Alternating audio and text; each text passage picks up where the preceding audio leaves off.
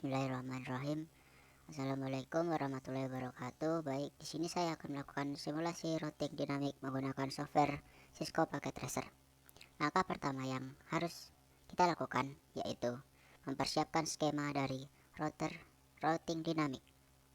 Di sini saya sudah mempersiapkan antara lain ada 3 PC, lalu ada 3 router, lalu ada 2 server. Setelah melakukan langkah pembuatan skema routing dinamik, langkah selanjutnya yaitu melakukan pengisian IP configuration pada masing-masing device, yaitu terhadap 3 PC dan 2 server. Untuk menghemat waktu, saya di sini sudah mengisikan IP configuration pada masing-masing device. Yang pertama, pada PC1 di sini dapat terlihat bahwa saya memasukkan IP addressnya yaitu 192.168.1.1 dengan sambungan masnya akhirannya 192 dengan default gateway-nya yaitu .1.1.62. Lalu pada PC2 saya sudah memasukkan IP addressnya yaitu .1.65 dengan sambungan masnya akhirannya yaitu 255.192 dengan default gateway-nya yaitu 1.126. Setelah itu pada PC3 saya juga sudah memasukkan IP konfigurasinya yaitu dengan IP address 192.168.1.253 dengan sambungan masnya akhirannya 128 dengan default gateway yaitu 1.254.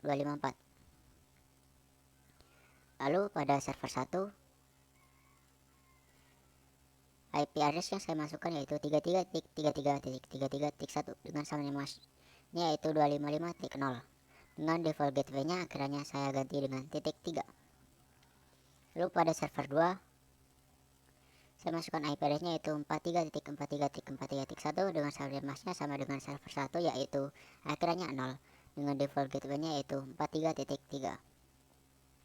Setelah melakukan pengisian IP configuration pada masing-masing device, langkah selanjutnya yaitu melakukan pengisian pada interface flash Ethernet dan serial atau kabel flash Ethernet dengan kabel serial yang bertujuan untuk menghubungkan antara router dengan device dan router dengan router. Di sini saya masukkan flash Ethernet 0/0 yang menghubungkan antara PC1 dengan router 1 yaitu menggunakan default gateway dari PC1 yaitu 192.168.1.62 dengan sambungan smashnya yaitu 255.192. Jangan lupa kita aktifkan port statusnya.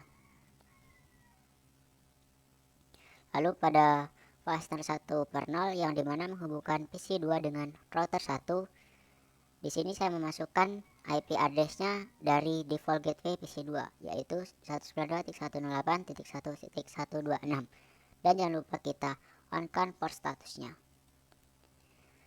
Lalu pada serial 2/0 yang dimana menghubungkan router 1 dengan router 2. Di sini saya masukkan IP address dari router 2 yaitu 12.12.12.1 dengan sambungan masnya akhirannya 0 dan jangan lupa kita on-kan. Lalu pada serial 3 yang dimana menghubungkan antara router 1 dengan router 3. Saya masukkan IP address dari router 3 sendiri yaitu 13.13.13.1 dengan sambungan masnya akhirannya juga 0. Setelah itu kita lakukan pengisian pada interface flash Ethernet pada router 2 dengan kabel serial berikut. Pada flash Ethernet 0/0 yang dimana menghubungkan antara router 2 dengan PC3 yang dimana pada IP address saya menggunakan default gateway dari PC3 yaitu 192.168.1.254 dengan sambungan masnya akhirannya 255.128. Lalu pada serial 2/0 yang dimana menghubungkan antara router 2 dengan router 1. Saya menggunakan IP address default pada router 1 yaitu 12.12.12.2 dengan sambungan masnya yaitu 255.0 dan jangan lupa kita on-kan port statusnya. Bagian ini juga jangan lupa kita on-kan. Lalu pada serial 3/0 yang dimana menghubungkan antara router 2 dengan router 3 yang dimana IP addressnya saya gunakan yaitu dari IP address router 3, yaitu 23.23.23.2 dengan subnet masknya akhirannya 0, dan jangan lupa kita on kan port statusnya. Lalu pada router 3, yang dimana interface fast rate 0/0 menghubungkan antara server 1 dengan router 3. Yang saya gunakan pada IP address fast rate 0/0 ini menggunakan default gateway dari server 1, yaitu berupa 33.33.33.3 dengan subnet masknya akhirannya 0, dan jangan lupa kita on kan port statusnya. Lalu pada fastnet 1/0 saya isikan IP addressnya menggunakan default gateway dari server 2, yaitu 43.43.43.3 dengan subnet masknya akhirannya 0 sama dengan server 1, dan jangan lupa kita on kan port statusnya. Lalu pada kabel serial 2/0 yang dimana menghubungkan antara router 3 dengan router 1, saya menggunakan IP address default pada router 1 yaitu 13.13.13.3 dengan subnet masknya akhirannya 0, dan jangan lupa kita on kan. Lalu pada serial 3/0 yang dimana menghubungkan antara router 2 dengan router 3, saya di sini menggunakan IP addressnya yaitu dari IP address default router 2 yaitu 23.23.23.3 dengan subnet masknya akhirannya 0, dan jangan lupa kita on kan. Nah, setelah mengisi pada bagian interface kabel fastnet maupun kabel serial, langkah selanjutnya yaitu kita mengisikan network routing RIP yang dimana digunakan pada simulasi routing dinamik. Kita cek terlebih dahulu apakah pada routing statik terdapat network address yang ditambahkan. Nah, di sini tidak ada network address yang ditambahkan. Jadi kita langsung saja ke bagian RIP-nya. Yang pertama, ketika router 1 ingin menghubungkan routing dinamik ke router 2, caranya yaitu dengan mengisi network address router 2 yaitu 12.12.12.0 dan kita tambahkan. Lalu ketika router 1 ingin mengakses ke router 3, kita juga tambahkan yaitu 13.13.0. Lalu ketika router 1 ingin menghubungkan antara P1 dengan P2, yaitu kita tambahkan 192.168.1.64 dan kita tambahkan. Setelah itu kita atur bagian CLI nya, kita ketikkan no auto summary, lalu kita tekan enter, kita ketikkan lagi version 2. Kita kembali ke config, kita cek pada RIP apakah sudah terganti. Nah, di sini RIP routingnya di-upgrade menjadi versi 2. Jangan lupa kita save. Kenapa kita save? Agar nanti ketika booting ulang pada RIP dinamiknya atau routing dinamiknya nanti tidak terhapus kembali. Lalu kembali ke router 2.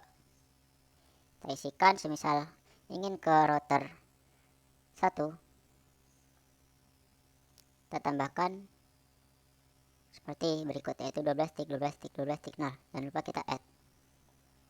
Lalu ketika ingin ke router 3, kita tambahkan 23.23.0 dan jangan lupa kita add atau tambahkan. Lalu ketika ingin mengakses PC 3, yaitu jangan lupa kita tambahkan berikut 192.168.1.0 dan jangan lupa kita add. Lalu atur sebagian CLI, ketikkan no auto summary, lalu ketikkan lagi version 2. Cek apakah sudah terupgrade. Nah, di sini sudah terupgrade versi 2, lalu kita save. Lalu pada router 3 ketika ingin mengakses router 1, yaitu kita tambahkan yang berikut ini, kita add. Lalu ketika ingin ke router 2, kita tambahkan yang bagian ini, kita add. Lalu ketika ingin menghubungkan ke server 1, kita isikan 33.33.33.0. Jangan lupa kita add. Lalu ketika ingin menghubungkan ke server 2, yaitu 43.43.43.0, dan jangan lupa kita add. Kita atur bagian sel I nya, ketikkan no auto summary, lalu version 2. Lihat apakah RIP sudah terupdate. Di sini sudah terupdate menjadi versi 2. Kita save. Nah, setelah itu, setelah melakukan pengisian network pada routing RIP, langkah selanjutnya yaitu kita booting ulang dengan menekan icon ini. Lalu kita pilih yes. Kita tunggu saat sampai berwarna hijau yang artinya terhubung kembali.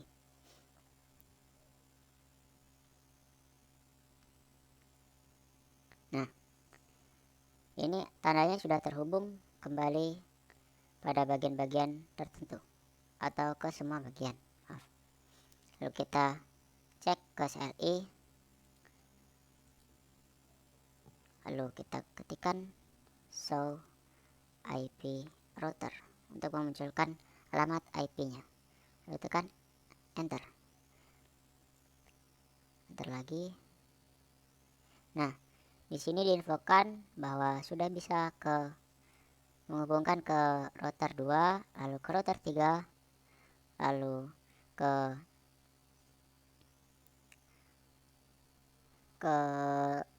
PC 1. Di sini maaf, PC 1 ini dan PC 2 ini. Kita cek juga di router 2. Tekan CLI, tekan enter, lalu ketikkan show IP route. Tekan enter. Mau tekan enter lagi, tekan enter, tekan enter, tekan enter. Di sini juga sudah bisa menghubungkan ke router 1, ke router 2, lalu ke PC 3 sendiri. Begitupun di router 3, kalian bisa mengetikkan hal yang serupa yang saya lakukan di router 1 dan router 2. Setelah itu kita masuk ke langkah berikutnya, yaitu langkah mode simulation, yaitu mengirimkan PDU semisal ke P1 dari P1 ke server 2, dari P1 ke PC3 dan sebagainya. Pertama kita klik show all or none, lalu pilih edit filter, pilih ICMP, lalu klik icon PDU. Misal ingin mengirimkan P1 dari P1 ke PC2, kita klik play.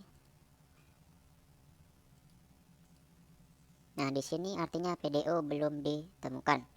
Kita reset simulationnya, lalu kita ulangi. Nah, kembali ke router 1 dan kembali ke pengirimnya kembali. Lalu semisal ingin mengirim PDU dari PC1 ke PC3, kita klik play, melewati router 1, lalu diarahkan ke router 2. Nah, di sini juga terdapat icon X, artinya PDU belum dikenali atau belum ditemukan. Kita klik play ulang, lempar ke router 2, lalu sampai ke PC3, dan lempar kembali ke router 1 dan sampai kembali ke pengirimnya, yaitu PC1. Lalu kita delete, lalu misal dari P1 ke PC2, maaf, dari P1 ke PC2, lempar ke router 2, ke router 3, maaf. Di sini juga tidak bisa karena PDO-nya belum dikenali. Kita reset, lalu kita klik lagi, lempar ke router 3 dan sampai ke server 1. Lempar lagi ke router 3, balik ke router 1 dan balik ke pengirimnya. Begitupun seterusnya, kalian bisa mencobanya sendiri. Lalu setelah langkah mode simulation, kita lakukan ke mode real time. Lalu masuk ke PC1, lalu klik command prompt. Kita ketikkan tracer, misal ke server 1 yaitu 33.33.33.1. Tekan enter. Nah, di sini diketahui bahwa ketika hendak ke server 1, maka terlebih dahulu akan melewati router 1.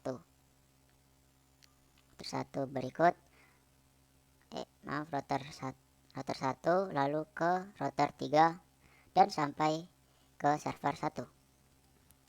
Semisal ingin mengirimkan PDU dari P1 ke PC3, maka angkanya bentar kita cek 253.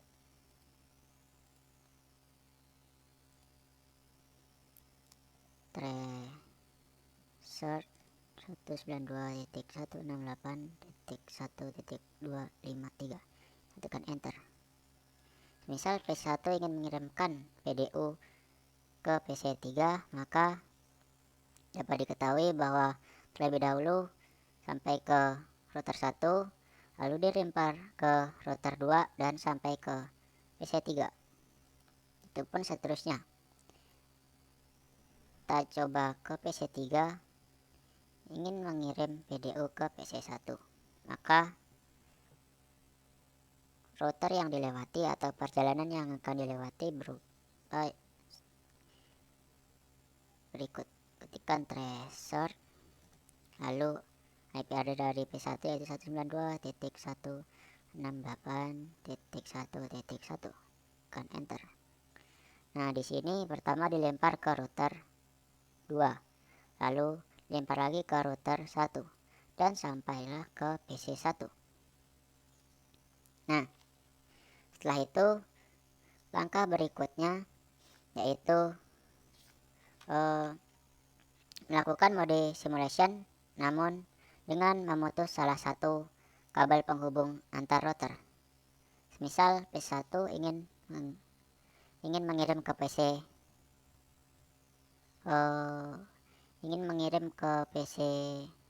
PC3, maka terlebih dahulu kita putuskan kabel antara router 1 ke router 2. Kita klik router 1, kita pilih config, serial 2 kita off kan. Masuk ke mode simulation terlebih dahulu, lalu kita kirimkan PDU dari P1 ke PC3. Kita klik play. Nah, di sini karena penghubung antara router 1 dengan router 2 terputus, maka secara otomatis router akan memilih jalur tercepat, yaitu ke router 3. Terlebih dahulu dilempar ke router 3 terlebih dahulu, lalu ke router 2 dan sampai ke PC3. Begitupun kembaliannya, balik ke router 1 dan balik lagi ke pengirimnya yaitu PC3, dan sukses. Lalu kita coba semisal PC1 ingin mengirim PDU ke server 1. Lebih dahulu kita on-kan penghubung antara router 1 dengan router 2 dan kita matikan penghubung antara router 1 dengan router 3. Kita coba mengirim PDU dari P1 ke server 1. Kita klik play. Nah, balik. Balik. Sabar.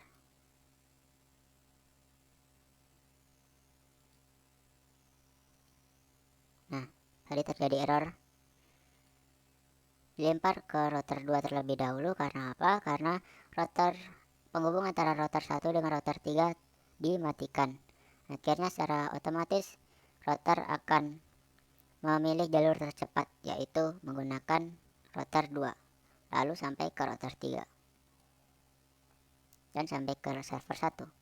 Lempar balik ke router 2, lalu sampai ke router 1 dan sampai ke pengirim, itu PC 1. Lalu bagaimana ketika sambungan router 1 dengan router 3 tadi kan terputus? Lalu ketika router 2 dengan router 3 terputus, kita coba.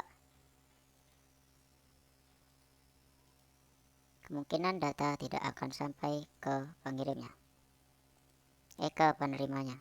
Maaf. Nah, di sini tidak ditemukan adanya jalur untuk ke server 1. Secara otomatis PDU akan dikirim balik ke PC 1. Nah, begitulah simulasi routing dinamik yang dapat saya lakukan. Sampai bertemu di simulasi-simulasi berikutnya.